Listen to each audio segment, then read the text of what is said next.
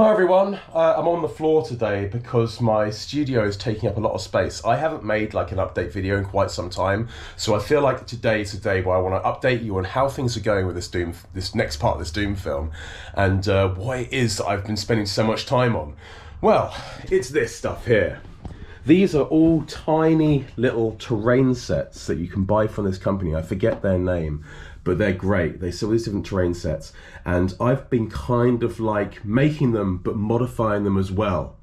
Now what I've got to do is they come all flat packed, so you have to glue them all together yourself, follow their instructions and that sort of thing. Yeah, I have been going a little bit off-piste and doing it my own sort of way a little bit. So you have to build them, you have to paint them and display them.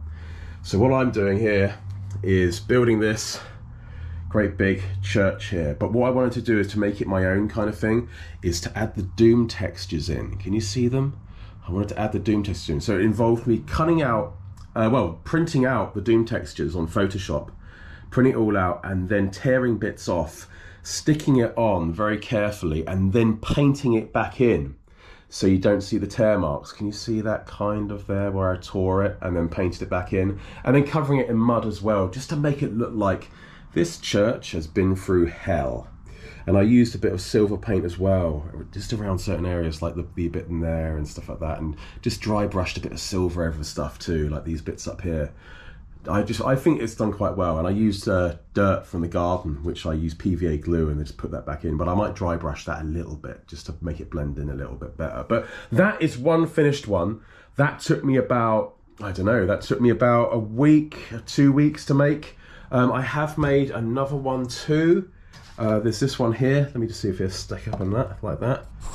Okay, so I've got this one here, and it's great because I can actually put the traditional Doom door in there, which I've got just up there. I'll make another one out of wood, and we can have that lifting up. The best thing about this is, as well, is it actually comes, you can actually put it in layers, so you can do the top floor there, and then as well there's the top floor here. So when it comes to shooting, you know, it's quite dark in there. If you want to get some natural light, just open it up like that and film in there, and then just have the exterior like that, and when it comes to filming, like that.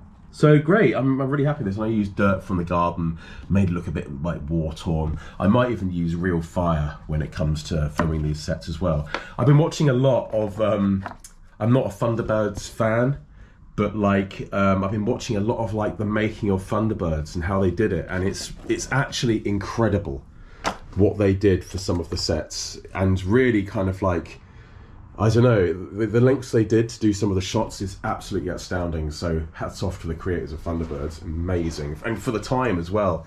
So yeah, I've got some interesting sets here, ladders that go up, and then long sort of like I don't know, corridor type places, bridges. And what I'm going to do for this is I'm actually going to have water, and I'm going to throw some of those fizzy things that you get, you know, like as vitamin C tablets, so the water all bubbles like that, and it should look quite cool. Have some steam floating over the top of the water as well. That should look really cool. So I've got different things. I've got these like little power station things that maybe I could put in the water as well. Have them maybe on fire in the water. Maybe I could even have fire on the water if I use oil, but that's getting a bit dangerous. So yeah, I'm sort of brainstorming as I'm making this video as well, but this is where I'm up to. I've made all these different types of sets. I may buy more, I'm not too sure, but maybe if I just use all these, because I am gonna have to make do these, and then I'm gonna have to make a larger interior set using the green screen. So there's a hell of a lot of work to do, a hell of a lot of work. These stones here from the garden, to make it smaller for this bit, I'm going to go to the pet shop and buy like the fish stones, the tiny ones. So you have like larger set with the big stones, and then you have like the smaller set with like the tiny little pebbles. So that is not all what I have done. I've bought this shotgun a while ago. This is a double barrel shotgun for my film that I did, and I took this toy basically, cut the tip of it off here, and painted it up with like you know, I've got some what do you call it, polyfiller, and I managed to polyfill all the, like the details in. You can just about see the details, but I thought they looked awful, so I used polyfill them all in and dry brushed it and added paint, really made it look quite worn and as much less like a toy as possible, although it still has that toy like look. It's not too bad. You know, it opens like that. You know, I try to rough it all up in there as well. But as people were pointing out to me, mainly Americans pointing this out to me, was it does look quite small. It does that too. And I can't help but agree, really. We're from the UK, so we don't have guns to look at. So a lot of the time, you know, when making this, I was kind of like, I hope this looks like the real thing. I've looked through the video. A lot of the stuff does look fine to me. You know, I'm happy with the rest of them. It was just this double barrel, which looked too small. You know, you could say Doom Guy's got big hands. That was kind of my excuse. And I thought, you know, Doom Guy's a big guy. It makes everything look small. He's like Andre the Giant, that sort of thing. But I kind of, with a shotgun, it's meant to be super. Come on. You can't have a little piddly thing like this.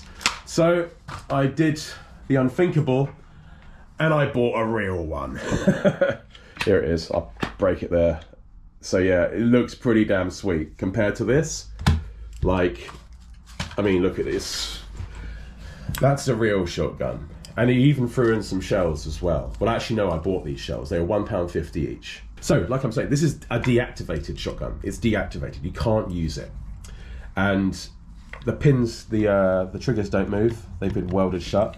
Inside here, the shells will not come out. It's blocked. Because a real one will set you back a huge amount of money.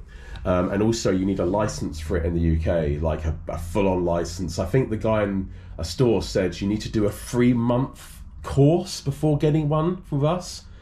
And I was like, well, how much is the course? And the course was loads. And I was like, you know, if it comes to it, I will just go with this. I'm not going to do a 3-month course that's going to cost me loads of money and then buy a shotgun that's real. And I don't have any use for a real shotgun. So I'm gonna have to do a few maybe little tricks, camera tricks, maybe like a close up of that, and then maybe put the shells. Do these shells go in there? I don't even check yet. Okay, maybe like a close up shot of that, and then maybe superimpose them flying out or something like that. I don't know, but if I tamper with this in any way, like for example, if you shorten the barrel, if you start taking those out, you're messing around with the certificate you were given, and it starts to waver the fact whether it is still a firearm or not. So I'm going to leave this the way it is. It's beautiful looking. You're going to get some great shots of like that. It is quite long, and you know, I could cut down the barrel, but I don't want to go messing around with stuff like that. The legalities behind this, but I think it's going to look great, and we're going to get some good shots. The only thing I've got to do now is reshoot all the double barrel shotgun scenes, and that could be tricky because yeah, I've got rid of the large set that I was using for the scene where I'm loading all the weapons up. So I've waffled on enough already. I'll leave it there, and I just wanted to give you a little update how things are going, and proving to you that I'm not just sitting around my arse doing nothing with my days. I'm working very hard on this. So I don't know when it's going to be up. I think possibly I might even be optimistic saying that next year, end of next year, it'll be up. It might be longer for part 2, but I'm having so much fun, and I'll leave it there, and I'll just say thank you very much for watching Games Made of Cardboard, and I'll see you once again for more weird, wacky adventures. I kind of messed up the ending, but you get the picture. Just a shout to my patrons, the Soldiers of Cardboard, and also the Captains of Cardboard, Andrew Ricicos, Michael Heinisch, Ricardo, Ryan Byrne, Paul Keward, Luke Cummings, and Mecha Master. And also, we have the Commander of Cardboard, Flying Torpedo Whale. And finally, the Gods of Cardboard, Me Machine Dean, Michael Seguro, and Danny Lugo. Thank you so much, guys.